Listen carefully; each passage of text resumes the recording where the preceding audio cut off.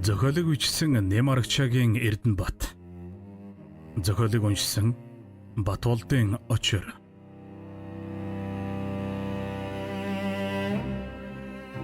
Хүмүүн 4-р бүлэг.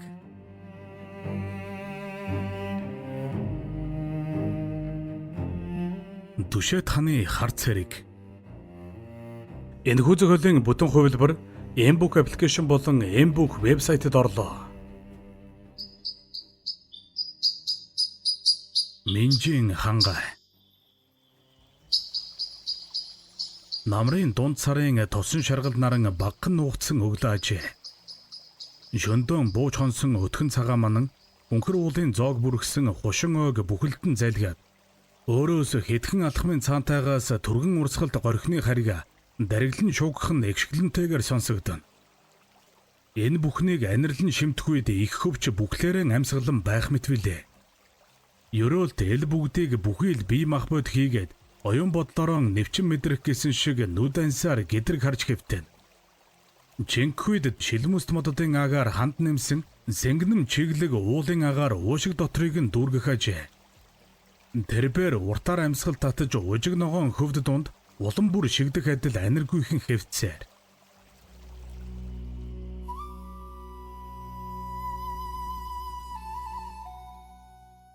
Өөд хальсан өндөр соном хэмээх ахынхаа лагшныг Солонгот давааны бэлд оршоож орхисон тэрл өдрөөс хойш яг 1 оныг үджээ. Тэр өдгөө хошоо Чинван хандад оржин эргэлзэлгүй итгэлд шадарн болсон бөгөөд манжийн засаг дор ил үлдэж үл болох төр улсын төлөөх үйл бүхэнд өөрийн гар биеийг зориулах нэгэн болсон байв. Тэн хэвтэх ёроолтын нүднэн Чинвангийн эрмэг төрх ирэхгүй тодорч түүний хэлсэн онч үгс оюун бодолд нь буухай бай. Их хүрээ Дайчин вангийн хороо. Өргөнөн хандван ёроолт хоёулсан. Хандад орж ёроолтыг ширтсээр үл ялэг толгоос ихсэрч инээмсэглээд. Гүй чи бас хачин хүн шүү. Хүрээ даяараа хөлхөр болж их даншиг наадамд бэлдэж байхад чээл гагцаар хөвчөд гарна гэж суух. Эмээснэн царайгаан үл ялэг бараалгаад. Ёроолт минь чиний сэтгэлд юу чухлаар оршиж чиний сэтгэлийг юу ихээр өвдгөж явдгийг би тэмч лавтаагаар мэдэхгүй юм. Хэрвзээ ижээ авдан очоод хэрэггүй гэсэн миний үгнээс болсон бол бибээр үгэн буцааж үл чадах юм. Гэвэ. Ёроолт чимээгүй л толгой дохино. Хандад орж цааш үргэлжлүүлжээ. Чи бид ялгалгүй овт манжийн дор мэт байгаач эзэн төрдөн тангараг өргөсөн улс. Энэ мэт хэрэгт сэтгэлчин тогтохгүй чилдэг бол одоо ч буцахад оройтхгүй. Угтаан бидэн шиг хүмүүст хувь амьдрал хүмүүн тавилан зөгтөггүй номтой. Чи миний балчар агийг хэрхэн хороогдсныг мэдэх биз. Учир иймээс элгэмсүү дотн бүхнийг тань энд үзэ хэмээж эр биес чинь хол байлгах гэсэн хэрэг юм шүү дээ. Гэмээлээ. Ёроолт саялныг толгой өргөж хандвангийн өмнөөс эгцлэн ширтэв. Тэгснэн хандванд нь та надад сэтгэлийг бүүж хэлээ. Би угаас тантай нэгэн адил бодож явдаг хүн гэдгийг та хизэнээс мэдэх. Энэ биеэр нутагтан очиж өтөл ижээ авыгаан даашгүй зовлонд яахан унах. Бас гэж үгэн залгисаар хорон бодол хийлээд чимээгүйхэн толгой дохлоо. Гэхдээ ин хэлэх ёроолтын харцанд эргэлзэж айсан бодол огтхонж байсангүй. Харин ч буцалтгүй шийдсэн хүний янзтай байх бөгөөд багхан уйтай мэтэл үзэгдэн. Хандад орж түүнийг харсаар эргэж айдуухан инээмсэглээд. Дэмэ тийм ёроолт минь чамд би яахан эргэлзэх. Гэхдээ би чиний энэ эрс дуугүй байдалд нэг л зовноод болох биш. Төрөнгийнх нэрийн өмнөөс хар бүхнийг хийж хайрын залуу насаан барна гэдэг хүсэх зүйл бас л биш. Тиймдээ чи бусдыг анхаар. Энэ мэт чөлөө олдох бүртээ сархтаар сэтгэл засаж сайн найранд нүд баясгаж явна босоо. Тэр нь хаяаж болох нь зөвл болдог биз. Эмээлээ.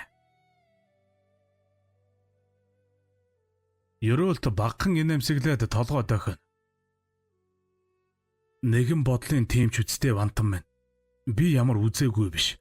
Уухаараа л нэг болов. Уусаар улмалд ордог хүн билээ. Тэгээд ч ямар найр наадам нарийн цэнгэнд хөгжиж сурсан хүн биштэй би. Харин түүний оронд хангаагаан бараадаж хэдэн хоног боловч бодох санах зүйлгүй яваад ирвэл над чиг бүрэг дорой хүнд сэтгэлийн засал юм уу та. Энэ удаад чөлөөт хоног ахиу тул бибээр холхон яваад ирвэл болох болов. Ингээл ханд дорж толгой догсоор хэсэг болоод богдгийгэнд бат оршил өргөөх их даншиг наадам хэзээ мөдгүй болох гэж байна. Чи нэгэнт явна гэж байгаа бол чамд би 21 хоногийг чөлөө болгож өгье. Энэ хугацаанд элдв тохоосон хэрэг үгүй тул санснараа сайн яваад ирдэ. Хэмээж зөөлнөр хэллээ.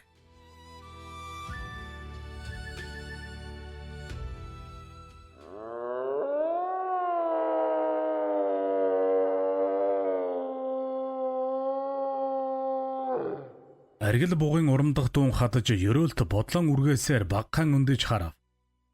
Түүнээс 50-ан алхмын хэрд 12 цалаа иврэн дааж адан байх мэт хангал халуун бууг шил татсаар урамдаж зогсон.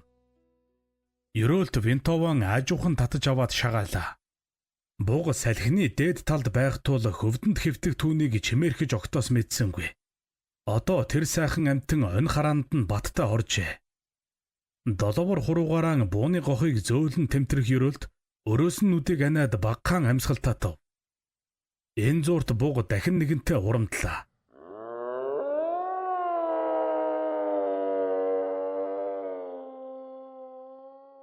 Тэгэхэд ерөөлт хэсэг болоод айдуухан инээмсэглсээр буугаан доош нь болгов.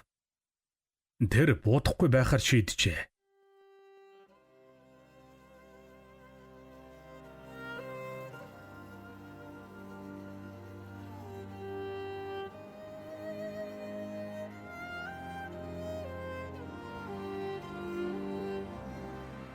Дүшэт хан аймаг Далагүний хошуу. Асарлан бараантах эрийн хайрхны өмнөтэйг багхан хөндөд олон арван гэрүүд цацсан шагаан мэт цавцааж үзэгдэнэ. Эл олон хот айлуудын нэгэн болох 2 их гэр, нэгэн баг гэр байх нь сэнг болоод гүргэн жамцихажээ.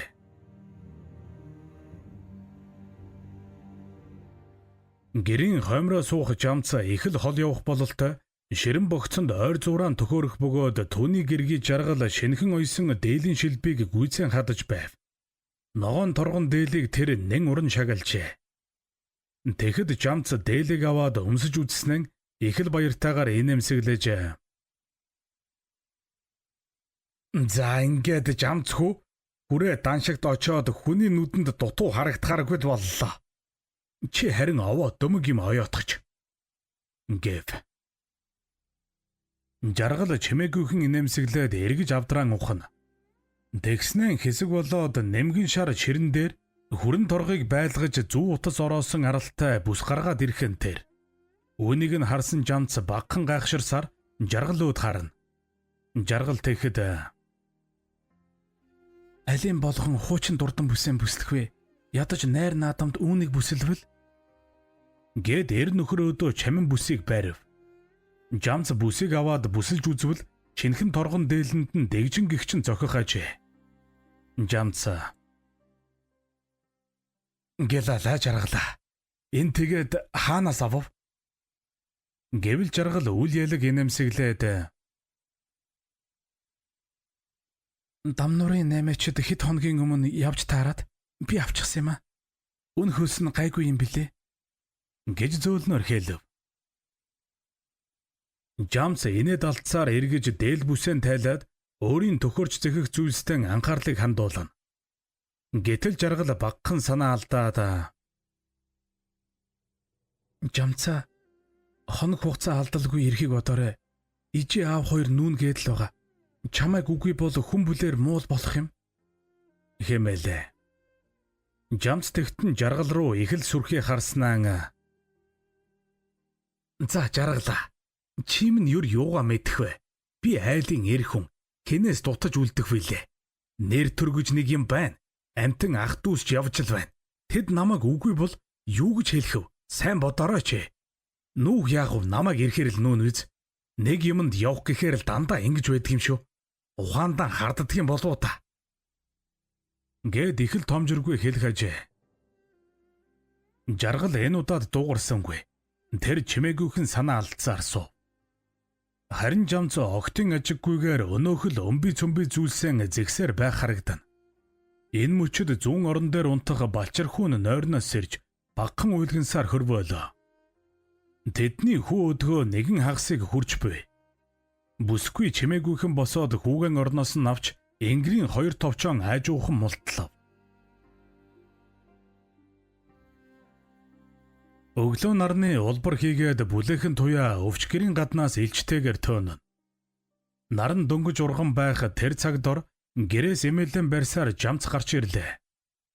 Харин түүний араас жаргал дагалдах ажээ.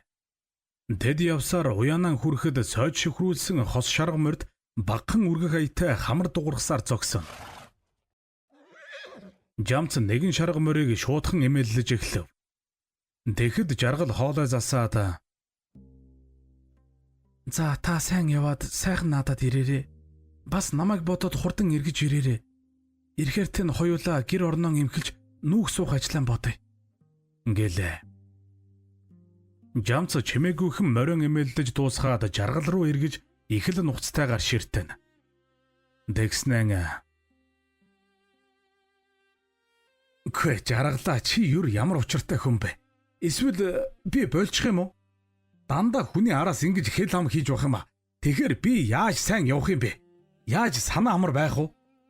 Яасан хүний үг ойлгож болдоггүй хүн бэ чи ч? Үргэлжил өөрийгөө бодно. Чамд ер нь намайг сайн сайхан яваасаа гэх бодол байна уу ер нь? Гэрийн мухар сахиад л хинтэж уулзахгүй хаашаа явахгүй байж байвал сайхан байна уу? Гэж их л цухалдуу байдлаар хэлэх ажээ. Жаргал "Яалаа гэжтэй. Би таныг өчнөө жил явна гэж бодсон наадамдаа яваад ирээсэй гэж л үнэн сэтгэлээсээ бодож бас хичээсэн юм шүү. Хүний нүдэнд гой ганган биш гэлээч дутуу бүү харагдаасай л гэж бодсон юм. Гэхдээ энд би байгаад энд бидний амьдрал үргэлжиж байгаа болохоор өмнө хойтхон сануулж хэлсэн төдий. Буруу үг хэлсэн бол болгоно үсттэй" хэмээлээ. Жамц багхан тайтгарах мэт болов. Тэрээр жаргалын өмнө ирж эгцлэн ширтээд "Би мэдэж байгаа, би үргэлжил боддог шүү дээ. Ямраар ч энэ даншигт яваад ирээ. Миний сэтгэлд сүүлийн 10-аад жил энэ их даншиг наадмыг үзэх гэсэн хүсэл үнэхээр байсныг чи мэднэ шүү дээ. Одоо хүсэл минь биелэх гэж байхад дэми үгийг дахин пүүхэл. Би ирээд өөр хааччихгүй. Эренгүүтэл чиний дэрэгдээс холдохгүй суугаад энэ гэр орны хэргийг хамжуулъя. Энэ үгийг минь эр хүний ам гэж санаарай. За чи минь ордоо" гэснэн эргэж мориндоо мордов. Гэсэн ч жаргал гэртэн орсонгүй. Хос шарга морь бүхий Жамцын барааг далд орон ортол уян дээрээ зогссоор үлдлээ.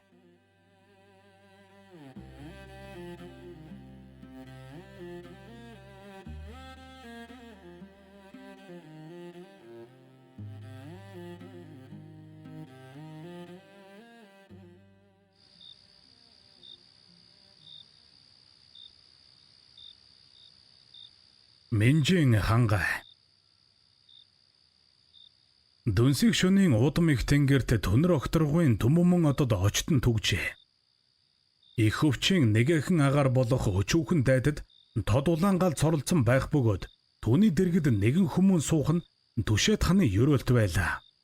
Тэрээр ил гал дээрх багхан хар тогоотой бүлэн усанд боргоросны бүхэл махнаас огтчон хийж байхыг үзвэл одоо л нэг гэдэс гарах гэсэн бололтой. Дэргэд шахан буугурамдаж түүнийг түрх мэт чонын үлэн хаан ихтэйгээ сонсогдоно. Тэхүйд ерөөлт багхан инэмсэглээд "Аргагүй л намар цаг иржтэй. Нутагт маань сайхан намар болдгсон. Өдийний айраг уухад уруул чимчгнүүлж уруул тийшээ ойртуулахад нүүрөөд үсчээд даргилж байдаг та. Айта үүрээр босч адуундаа мордохтон хөхүртэй хүйтэн айрагнаас хэд сайн бүлж аваад залгилагч мөн сайхан шүү" хэмээн өөрөө өөртөөгөө яриад багхан үед автах мэт боллоо. Гэхдээ түүний царайд үл мэдэг инээмсэглэл байсаар байхаа ч тэр тийм инээмсэглсээр бодолд автана. Сундуй багшаараа үсэг бичиг заалгаад жаргалтайгаан хамт сууж байсан үе нь тийм бодогдчихэ. Тэгэхэд багхан мөсөн чихэр олж аваад жаргалд өгөх гэж яаж сандарч байснаа бодоход одоо ч нүүр нь халуун шатах мэт болно. Жаргал минь сайн суугаа бах та. Түүнийг ийм бодохтой зэрэгцээд дэрэгд чахман байсан зэгэл сарал морь хангантал үүсгэн дээр. Ерөөлт давхиж өндөгөөд талбар тишээ харлаа. Түүний нүдэнд үзэгдэж сонортон өртөх сэжигтэй зүйл мэдэгдсэнгүй. Гэхдээ сарал морь нэг л биш байхаа ч ерөөлт буугаан авч замгийг нь түлхэд эргүүлж дэрэгдэн тавив. Яг тэр мөчөд холгүйхнээс морьтой хоёр хүн гараад ирэхэн тэр. Энэ аглаг хөвчөд өдий цагаар хүн явмаргүй юм да. Хоромхон зуурт ийм бодсон ерөөлт хоёр хүнийг ажиглавал хоёул буу урсан байх бөгөөд хойноос нь олон хүн ирж байх мэт дуултана. Тэдгээр хүмүүс ил галыг хараад шуудхан ирсэн нь хэлтаажээ. Ерөөлт чимээгүйхэн суусаар эргэж хүмүүсийг ажиглана. Энэ үед эхний хоёр хүн ирээд түүний дэргэд бууж байв. Тэд бүгдээр буу зэвсэгтэй байх бөгөөд ерөөлтийг их л нухацтай ширтсээр мэд мэдэв. Тэдний нэг нь галын дэргэд зэгсэн мөчрөөс нэгийг авч галд хийгээд "За, залуу хөвөн хаанаас хаа хурч явна да? Намайг юр таних уу хөө?" гэмэв. Толгоогоо бараан бүсөөр ороож уртууж маягийн задгай ингэртэй дээлэн дээр ил дагсан 40 иргэм насны ширүүн дөрхтэй ээлээр өвч бүрэн зэвсгэлсэн ажээ. Энэ зуурт модны чөлөөгөөр дахин 10-ад морьтон гарч ирлээ. Тэд ч мөн бүрэн зэвсэгтэй байх нь яавч жир улс биш болох нь мэдэгдэнэ. Ерөөлт тэгэхэд ажиггүйхнээр тогоонд буцлах махыг ацтай модоор хөдөлгөж орхиод "Би энэ нутгийн хөө. Нэр минь Гэлэг. Таныг таньж төвдөхгүй л байна. Өршөөж болгоно үсттэй." Гэчгэв. Гэтэл өнөөхөр хөд хөхрөөд "Аа, тийм үү. Би ч энэ уулын эзэн савдаг болсон хүнд. За тэр олон үгээр яах вэ? Халуун намраар ууланд чухам юу хийж яваагаа хэлж орхивол болох биз?" Хэмээж их л эрдэн өнгөөр хэлэх ажээ.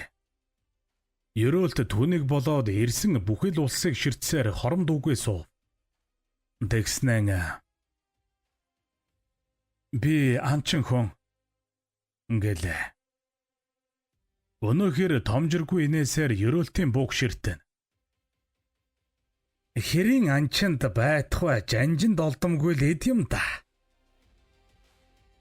Тийм ээ, сайн боо шүү. Хягтад нэг орс ирээс авсан юм."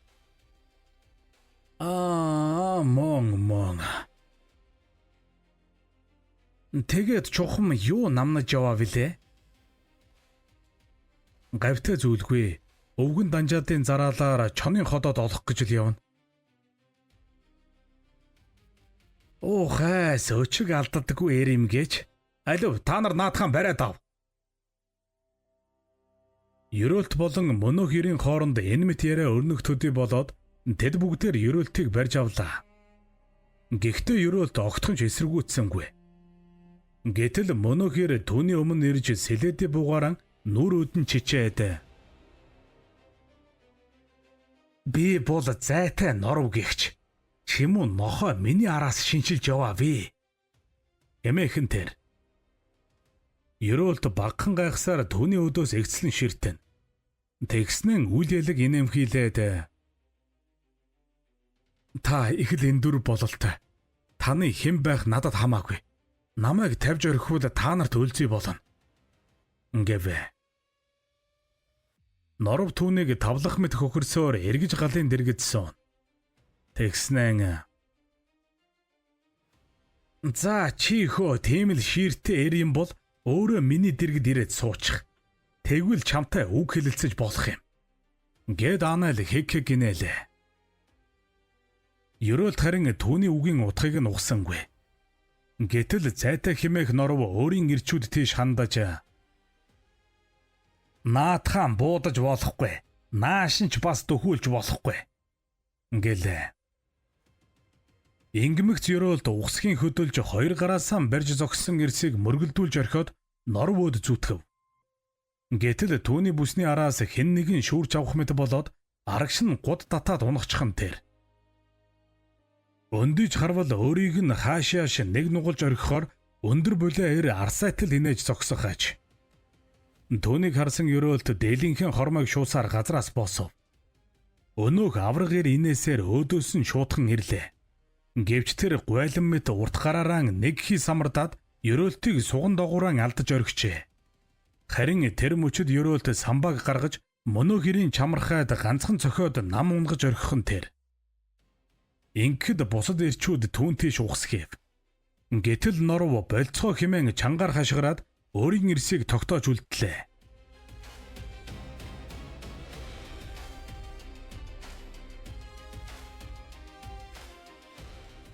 Түшэд хан аймаг Далаагүний хошуу. Жаргалын тооцсноор хүрээ даншиг дуусаад 10 илүү хонсон боловч эр нөхөр нь ирээгүй л байлаа. Тэр ямраар ч нүүж суух бэлтгэлийг чадлын хэрээр базааж ижээ ав 2 тон эр нөхрийг адлуулахгүй хичээн. Гэвч өдөр хоног гэдэг түүнийг хүлээсэнгүй ээлжлэн өнгөрсөөр энэ хүргэжээ. Бүсгүй бодол болсоор тулганыхаа өмнө суугаад тогоонд хөрүүлсэн сүмд өрөн байлган байв.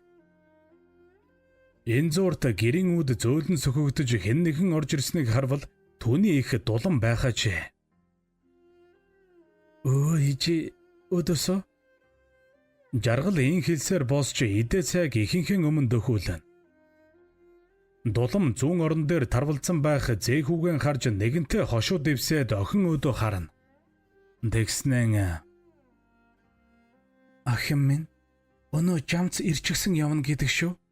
Энэ зүүн голоор яваа сурагтай. Гэхэн тэр. Жаргал нүдэ нэг том болгож ижирүүгэн харсан ч үг хэлсэнгүй. Харин дулам аягтай цайнаасаа яралгүйхэн ойчлоод. За яах вэ охин минь, болоод л байсан юм болох л байлгүй. Өнөө мүдгүй л нүүйгээд аавч нь суулгахгүй байна.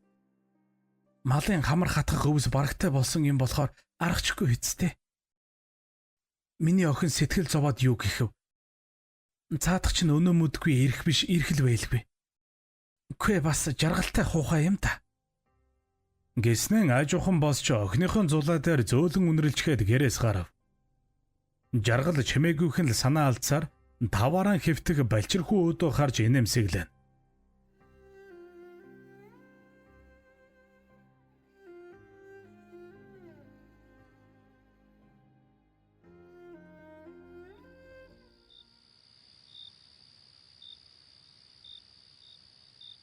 Үдшийн цагаангийн дүүрэг цагаар гэрийн эзэн жамц уян дээр ирж буужээ. Тэр их л хэргийг бүтээсэн шиг явсаар гэрээ өдөөгөн орно. Харин жаргал аль хэдийн зэхэж бэлдсэн цай хоол бас ч баггүй багхан шимийн арх тэргүүтнийг зэгсээр эр нөхрөө угтжээ. Та сайн явж ирв үү? Гэмгүй сайн явж ирлээ хөө. Хүрээ гэдэг сайхан газар юм уу? Наадам сайхан болов уу? Сайхан юм аа, сайхан юм. Аливхөө наад шимийн юмнаас хаяглаач. Эремийн хооронд энэ мэт яриа өрнсөөр хоолцой болж дуусав.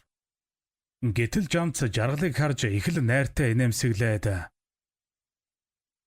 Аав нүүн гэдэл байна. Угтаан дахиад хэд хончход гэмгүй л харагдах юм. Тарган мал яах вэ тийм ээ хөө? Гэхэн тэр. Жаргал багхан гайхширч жамц руу харна. Гэтэл жамц түүнд дөхөж суугаад. Би хэд хоног яваад ирэлгүй болохооргүй нэ. Хэмээлээ. Жаргал энэ үгийг сонсоод үнэндээ л итгэсэнгүй. Тэр жамцын өдөөс ширтсээр. Жамц минь та юу ярина вэ? Энэ наадамд явж ирээд гэрээс гарахгүй ар ахуйгаан амжуулна. Хамтдаа байна гэд ам өгөөд яваагүй биш үү? Хэмээж итгэл муутайхнаар зөөлөн шивнэлээ. Гэвч бүсгүй эл үгс эр нөхрийнхэн сэтгэлд Тийм чивтэйгээр буусангүй. Жамц хоромхон зуурт царайгаан хувьс хийлгээд жаргалаа чи яахаараа ингэж байдаг хүн бэ? Тийм ээ, тийм. Би даншигт явж ирээд хамт байна гэж хэлсэн нь үнэн. Гэхдээ чи бод. Сая наашаа ирж явах зууртаан хуучны хідэн нөхөртөө таарлаа. Уулзаагүй удсан улс хамтдаа цагаануур орж хэд хоноод ирийг гэж байна. Би тэгээд үгүй гэх байв уу? Надад ч бас нөхөрлөх нөхөд явах үзэх газар гэж байдаг юм шүү. Угаасаа дандаа л хамт байгаа байж хүний явах суухыг хүртэл мэдэх гин. Чамаар энэ бүгдээ мэдүүлнэ гэвэл ёстой ч нэг үгүй юм баха. Чи зүгээр дуугаа бай мэдвэ. Гэмэлээ.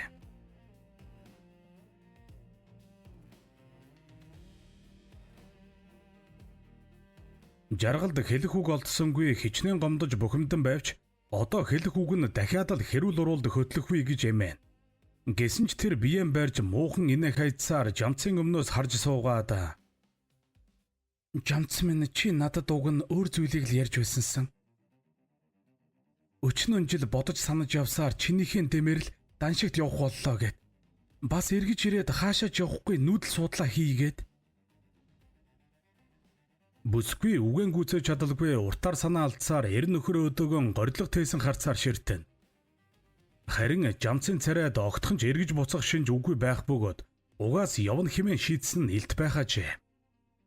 Тэр жаргалын өмнөөс их л уцаартайгаар хараад "Жаргал минь, би дахиад хэлье.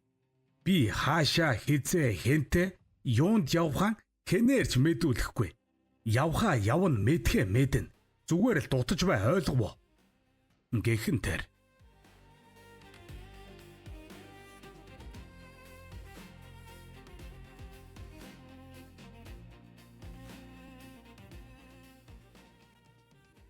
их хүрээ Дайчувангийн хороо.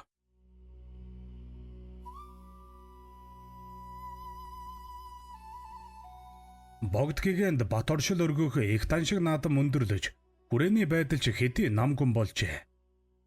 Энэ л цагаар Минжийн хангаагаас буусан ерөөлт бэр хандад оржванд бараалгахаар өргөнөө ирж таарав. Тэр ормогцоол Хандвангийн амар мэндийг мэдээд соёргосон сэнти өөд чимээгүйхэн суулаа.